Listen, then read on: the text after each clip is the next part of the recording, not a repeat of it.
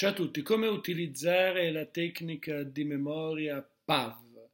PAV è un acronimo che sta per paradosso, azione e vivido. È una tecnica di memoria che si basa sul creare per un concetto, per una parola, per un nome, per qualunque cosa, un'associazione mentale. Noi sappiamo che quando vogliamo ricordarci qualcosa andiamo spesso per associazioni, anzi la nostra mente funziona in questo modo, è come ci sono dei cassetti e le chiavi dei cassetti che li aprono sono le associazioni mentali. Quindi, ad esempio, ti ricordi un viso e questo viso, se è associato il viso a qualcosa di strano che ricorda il nome, ti ricordi anche il nome. E la tecnica PAV utilizza proprio questa caratteristica di funzionamento della nostra memoria. E quindi l'immagine che dobbiamo creare deve essere un'immagine particolare, quindi un'immagine paradossale, quindi un'immagine strana, bizzarra, che può essere anche un paradosso. Ad esempio, posso rappresentarmi un nome di una persona attraverso quello che rappresenta quella persona.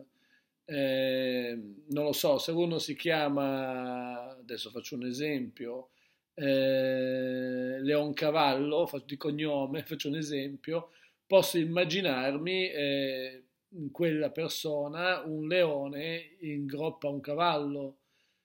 Questo potrebbe essere un modo che saltellano da qualche parte.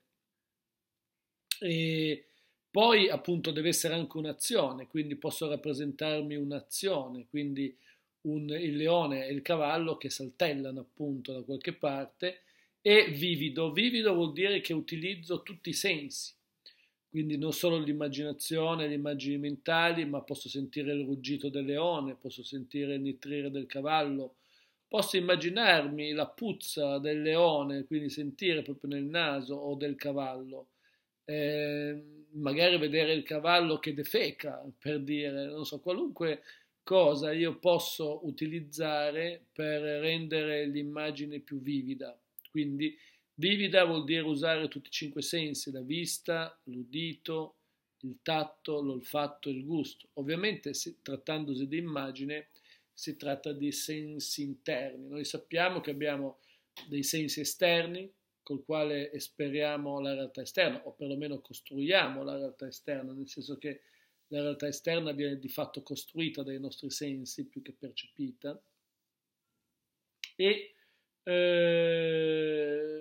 e poi abbiamo i sensi interni. I sensi interni sono delle proiezioni verso l'interno di ciò che andiamo a sentire.